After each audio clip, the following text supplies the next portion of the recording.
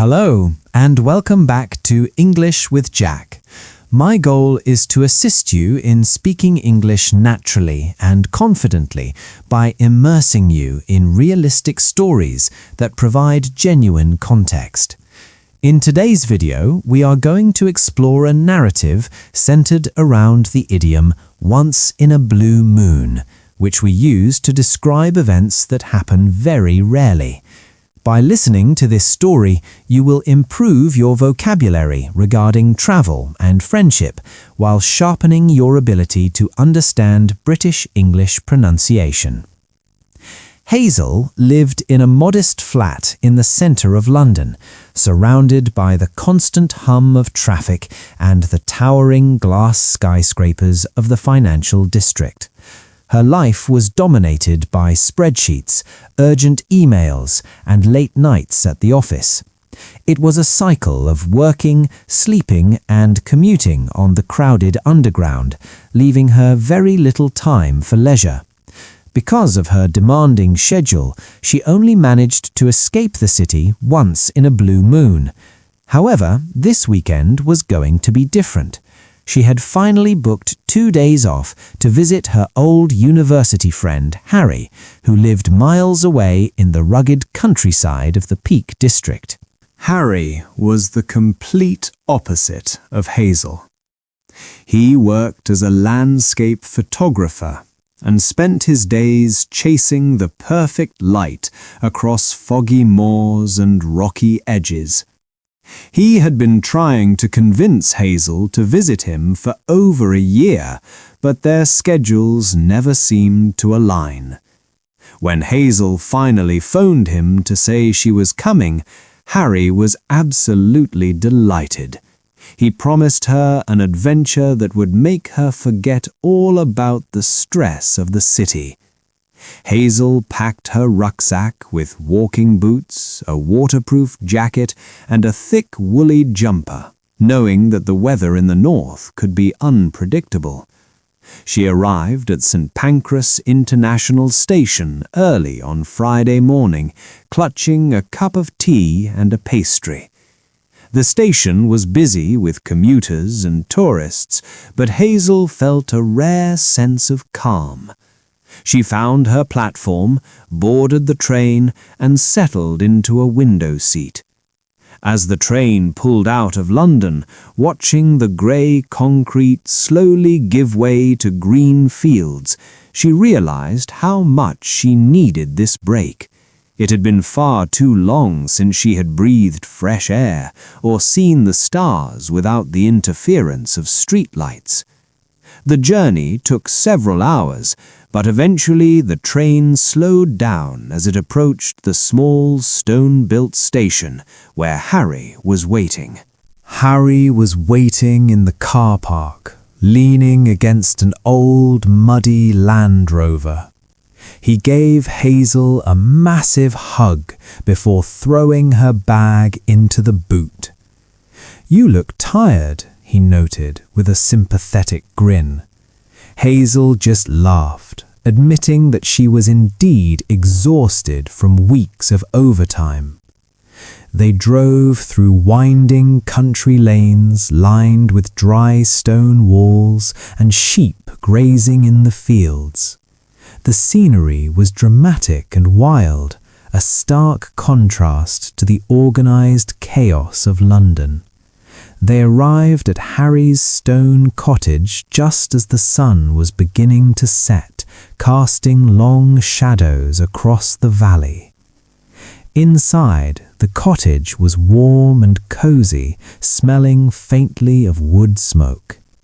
Harry immediately put the kettle on and offered Hazel a chocolate biscuit. While they drank their tea, Harry explained his plan for the evening. He wanted to take Hazel to a specific viewpoint called Mam Tor to see the night sky. "The forecast is incredible," he said excitedly. "We rarely get skies this clear." Hazel was initially hesitant about walking in the dark, but Harry insisted it was a safe route. He handed her a head torch and told her to put on an extra pair of thick socks to prevent blisters. They set off just after 10 o'clock. The air was crisp and cold, smelling of damp earth and heather. The path was steep and rocky, requiring them to walk carefully to avoid twisting an ankle.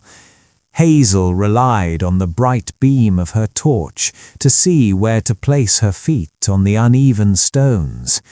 Although her legs began to ache, the physical exertion felt good.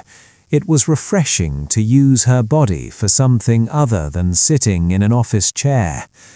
Harry stopped occasionally to point out constellations, his enthusiasm infectious. He told her that nights this clear only happen once in a blue moon in this part of the country, making their trek even more special. When they finally reached the summit, the wind was stronger, whipping Hazel's hair around her face, but she hardly noticed the cold. The view before them was absolutely breathtaking. Below, the sleeping villages looked like tiny clusters of orange embers, while above, the sky was a vast canvas of sparkling diamonds. A large, bright moon hung low over the horizon, illuminating the ridges of the valley in a ghostly silver light. It was a spectacular sight, the kind of natural beauty that makes you feel incredibly small, yet strangely connected to the world.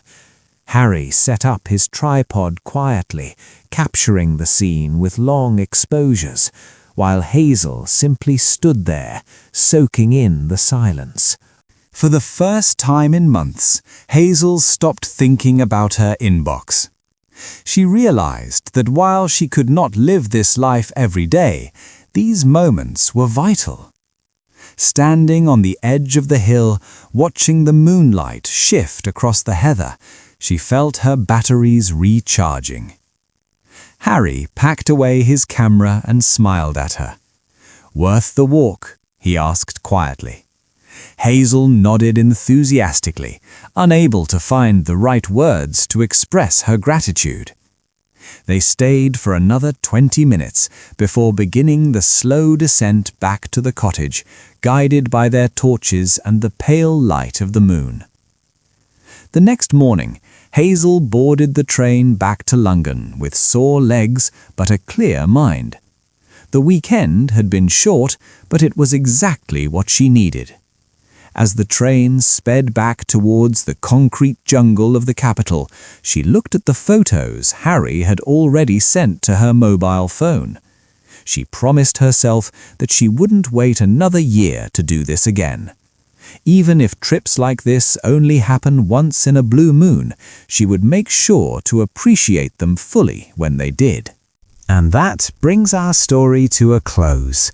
I hope you enjoyed following Hazel and Harry on their midnight adventure in the Peak District and seeing how a short break can change your perspective. Notice how we used narrative tenses to describe the sequence of events during the hike, and of course the idiom "once in a blue moon" to emphasize how rare and special that clear night was. If you found this lesson helpful, please remember to click the like button and subscribe to the channel for more stories. See you in the next lesson.